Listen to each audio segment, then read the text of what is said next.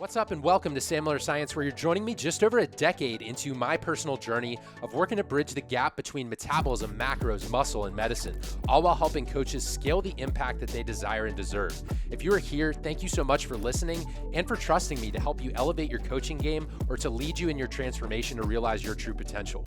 In either case, each week I'll be sharing my methods, models, and message to serve as leverage for your specific goals. Without further ado, let's get on to today's show. Inside today's episode, we're going to be talking about lifestyle and things like movement and nutrition and how powerful they can be in combating depression and mental health concerns.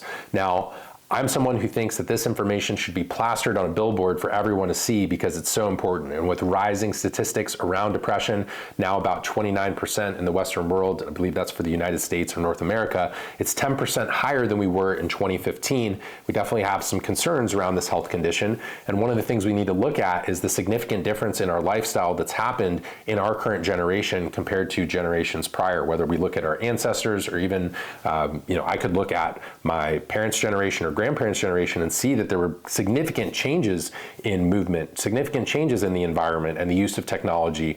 And if it were not for the strategic use of things like exercise, nutrition, getting outside, and focusing and prioritizing on sleep and spending some quality time with my dogs, I can say that I would probably struggle significantly more with my mental health. And so what we're going to do today is look at the research and how we need to use some of these evidence-based tools to combat struggles related to depression and mental health. Now, these are basic lifestyle strategies that anyone can use and anyone can access. And I would encourage you to consider deploying it both for yourself or if you're a health and fitness professional, emphasizing these things and how important they are for your clients.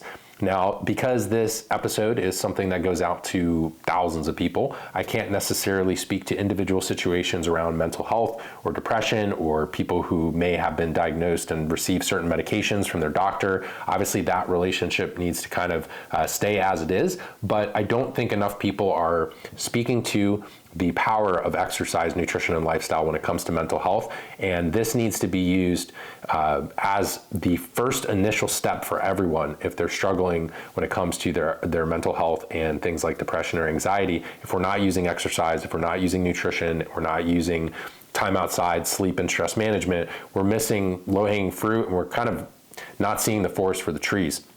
So remember, we evolved with our environment forcing us to do things. We were not sedentary. We were not sitting on the couch watching Netflix. We spent a significant amount of time outside, walking, running, lifting things.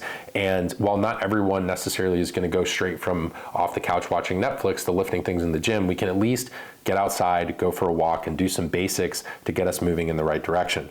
We couldn't avoid movement previously. It was necessary for survival. We also had whole food nutrition, so single ingredient whole foods. We had periods of famine and periods of feasting. Now, regardless of whether you buy into ancestral approaches to nutrition and exercise, and you look at the modern evidence base, the modern research does support the fact that exercise and lifestyle changes do help when people are struggling with their mental health. In fact, a 2022 meta-analysis, which is one of the pinnacles of scientific evidence that looked at how effective exercise interventions were compared to leading drugs, so literally looking at exercise compared to pharmaceuticals, and they found that exercise was just as effective as the leading antidepressant drugs for mild to moderate depression, with a whole lot more benefits and less side effects than taking the pharmaceutical drugs.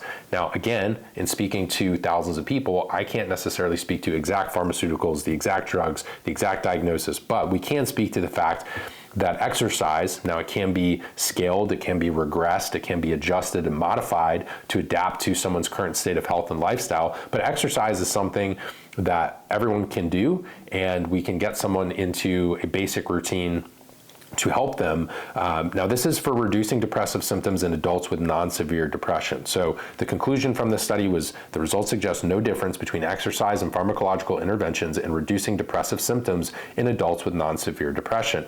These findings support the adoption of exercise as an alternative or adjuvant treatment for non-severe depression in adults. So this is based on 21 randomized controlled trials in humans. And unfortunately, when people go to their doctor or people go to any type of Western medical provider, maybe even going to a psychologist or someone who's able to prescribe these medications. I don't know that we're providing adequate education on the power of lifestyle change, on the power of exercise, the power of controlling the food that you put in your mouth, and how that impacts your mental health. If we have a state of inflammation in the body, poor gut health, we're not eating single ingredient whole foods, we don't have adequate micronutrient status, we have really poor omega-6 to omega-3 ratio, we're basically laying this foundation of basically setting us up for disease. And that disease is not limited just to metabolic syndrome and being overweight or obese. It's also our mental health, because things like our gut health impact our mental health and the blood-brain barrier. Things like our levels of inflammation and immune system health impact what's going on in terms of depression and anxiety as well. In fact, simply having more inflammation in your body can impact the production of serotonin and shift which enzymes are acting on essentially these key precursors that result in your end neurotransmitters in your body as well. So if you're not paying attention to these things, understand that every reaction and every little thing going on in your body is influenced by the food that you put in your mouth, the exercise you get or don't get, the time you spend outside, and the sleep that you're able to incorporate into your routine each and every day. Now, the problem is that movement is no longer a necessity to survive. You can Instacart and do Amazon Prime Now and Uber Eats and order up, and now depending on the country that you're in and where you're listening to this, the brand names may change, but the idea stays the same, as we can have a lot of things delivered to our homes, especially if you're in the Western world and you're in the United States. Pretty much at the push of the button, you can have just about anything show up at your door. Any type of fast food, any type of craving that you have, you can probably find something for that craving. You don't really need to move to go get it, and that is a problem. So diet is also going to play a massive role in depression. Things like micronutrient deficiencies, even macronutrient deficiencies, not getting enough protein or not getting adequate amounts of dietary fat, and the levels of inflammation in your body can impact your mental health and your mood. For example, vegans are at twice as high of a risk of suffering from severe depression because of lack of certain micronutrients, zinc, B12, and other B vitamins. Creatine, carnitine, taurine, choline, and other nutrients are also very important for our overall health and mental health. And so when we're missing out on these, it's going to increase our risk for depression. So understand that veganism and certain exclusions of foods. Now, you could, if you are going to eat more plant-based, or you do want to be vegan, and you're doing it for maybe religious or spiritual reasons, or you just are dead set on eliminating meat, you have to supplement these key nutrients, or it is going to impact your mental health. So if you choose that dietary style, that is not necessarily my personal preference. However, if you are dead set on doing it, please add micronutrients and essential fatty acids to make sure that you don't end up compromising your mental health in the process. I know a lot of folks who have gone vegan or vegetarian for a period of time, and they went back to eating meats and lean proteins because they found that they were struggling in terms of their overall mental health. Magnesium is also a critical micronutrient for mental health, and deficiency is a very large issue in the Western world in terms of the intake of magnesium and magnesium status. One particular study showed a reversal of mild depression with just 7 days of magnesium supplementation. So people will put, doctors will put people on an SSRI, and they don't even check their RBC magnesium, which is a serum blood marker for magnesium. They won't necessarily ask as much about exercise or getting outside or how much sleep are you getting. So there are guys who are up all night playing video games, barely getting any sleep, magnesium deficient, they're barely moving and ordering everything off Grubhub, Order Up, Uber Eats, and Instacart, and then we wonder why these people are struggling with their mental health. We need to incorporate some of these baseline things before we put someone on a heavy-hitting pharmaceutical drug that also has a lot more side effects than something like exercise and magnesium glycinate, right? So this should be more of a common sense thing that we've kind of lost in our society, and then we want that quick fix and that intervention. But the problem is that once you incorporate that Band-Aid, that pharmaceutical Band-Aid, you are not necessarily going to be able to take it off anytime soon without severe withdrawal symptoms and side effects. So there are going to be folks who have been prescribed medication by their doctor, understand that, but we should not be skipping things like basic movement, exercise, nutrition, and micronutrients, and jumping straight to, you're basically jumping from like a very, very small change with very, very minimal side effects to something that is going to cost more over your lifetime, that is going to have more side effects over your lifetime, that may require changes in doses over your lifetime. It's going to be much harder to adjust, titrate, or come off than something like exercise, magnesium, and maybe consuming something that's like a lean protein that contains these key nutrients that we're talking about in terms of B12, zinc, and things like creatine. You could find that in grass-fed beef. So if we're talking about inflammation levels, if your diet is causing you gut issues, this is most likely generating inflammation. So this is your reminder to eat those single ingredient, nutrient dense foods. I talk about the whole food matrix. If you've missed that, I have an entire podcast on the whole food matrix and the benefits of consuming single ingredient whole foods and all the nutrients we can derive from them. Eat fiber based on your individual digestive tolerance.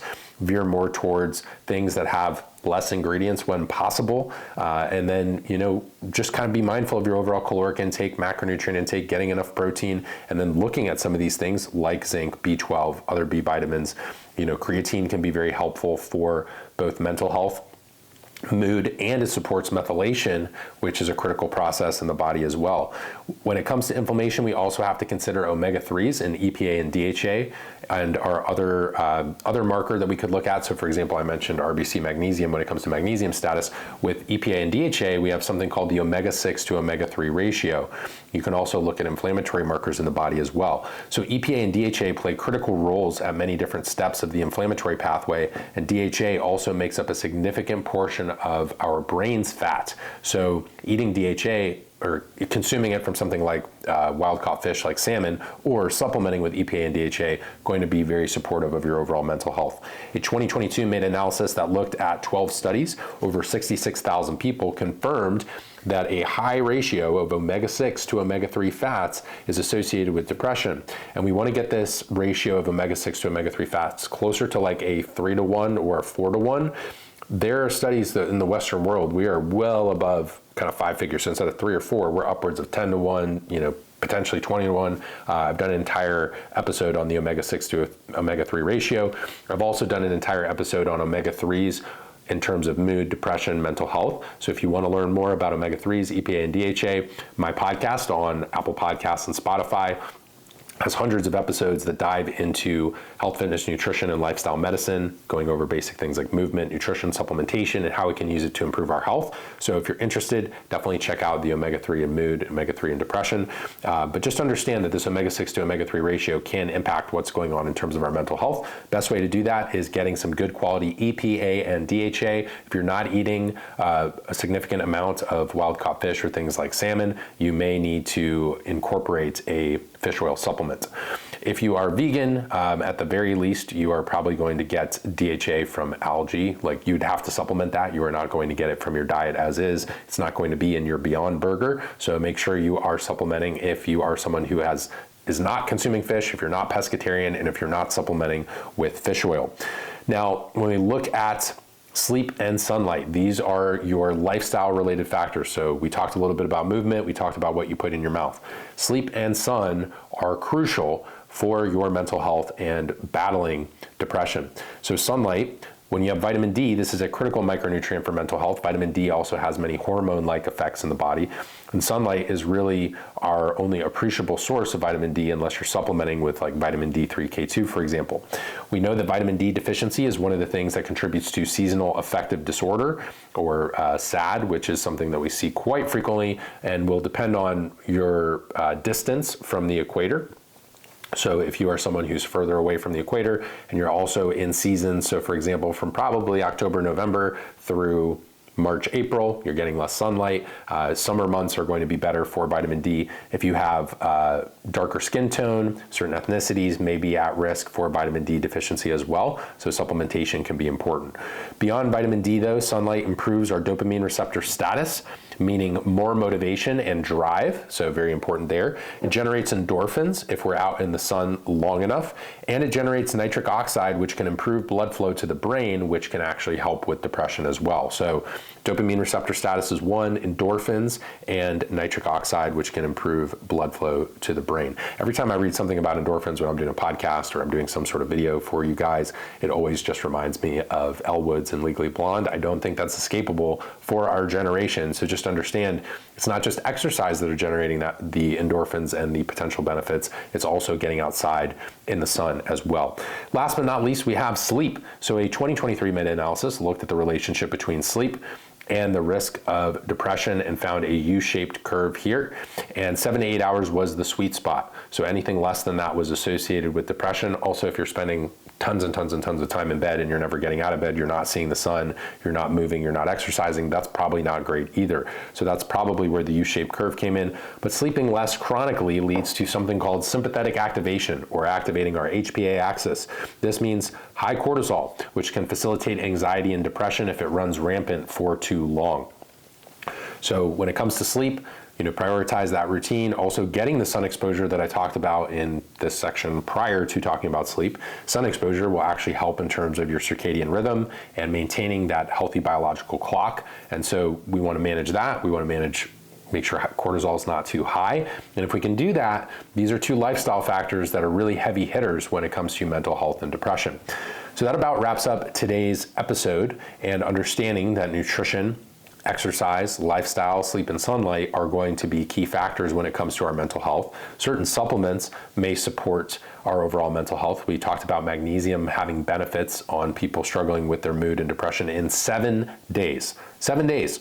People won't necessarily try magnesium or movement or get sunlight or exercise, but they're prescribed an SSRI, or they're on things like your Zolofts, Wellbutrins, sertraline. There's so many different SSRIs out there, and it's not that there isn't a time and place for Western medicine or medications. It's that sometimes people skip very low side effect interventions and very low risk things that could be done that could make them feel drastically better, improve their mood with fewer negative outcomes. So that's kind of what I stand for here. I understand that there's individual situations, there may be differences, and you have to work with your healthcare team or whoever you're working with to really maximize this for yourself. But it's really a shame that this stuff isn't just absolutely plastered everywhere. It probably exists more so in the health and fitness social media bubble.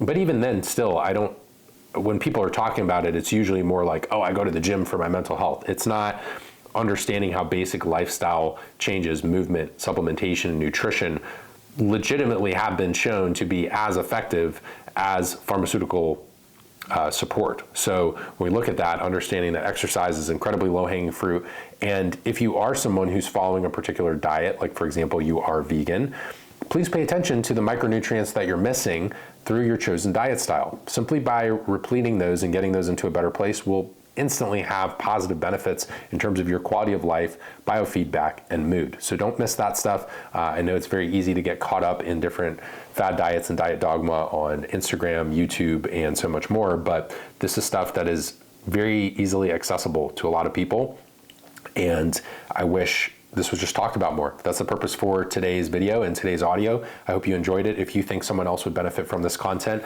please share the show. You can do that by just copying the link wherever you're listening, send it to someone one-on-one, or post it publicly if you feel comfortable. You can also leave a rating and review on any of the audio platforms like Apple Podcasts or Spotify. Remember, guys, we've had folks been downloading this show since 2019, and we've got tons and tons and tons of downloads based on the stats. You guys binge the audio content, but sometimes you forget to leave that rating and review. So I know we've got repeat listeners, we've got return guests, so to speak, who like to throw their headphones in and listen to the show.